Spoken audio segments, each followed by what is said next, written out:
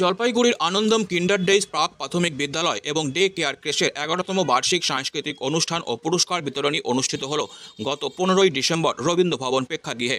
এই বিশেষ সন্ধ্যায় বিদ্যালয়ের প্রায় 200 শিক্ষার্থী এবং ডে কেয়ারের বোর্ডাররা মনোমুগ্ধকর পরিবেশনায় অংশগ্রহণ করে।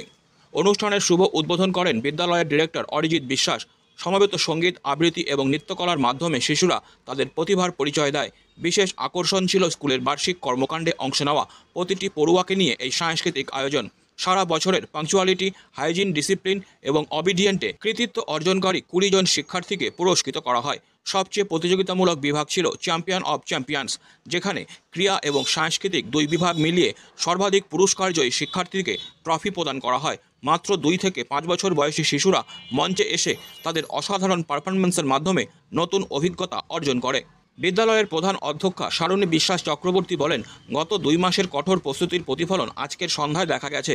অভিভাবকবৃন্দ, শিক্ষিকা এবং শিক্ষাকর্মীদের অক্লান্ত পরিশ্রমেই এই সাফল্য সম্ভব হয়েছে।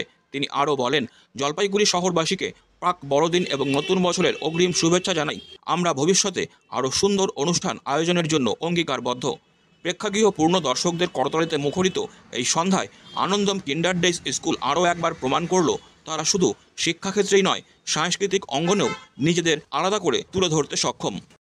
আজকে আনন্দম কিন্ডারডেইজের বার্ষিক সাংস্কৃতিক অনুষ্ঠান এবং পুরস্কার বিতরণী অনুষ্ঠান ছিল। সেখানে প্রায় 200 ছোট ছোট ছেলে মেয়েরা পারফর্ম করেছে, কবিতা, গান, নাচ এবং শেষে একটা মাইম প্রেজেন্টেশন হয়েছিল। এবং আমরা এবছর আমাদের মঞ্চে উৎসর্গ করেছি নারী শক্তির জাগরণে। জলপাইগুড়ি শহরবাসীকে আনন্দম কিন্ডারডেইজের পক্ষ থেকে প্রি ক্রিসমাস আর নিউ ইয়ারের অভিনন্দন।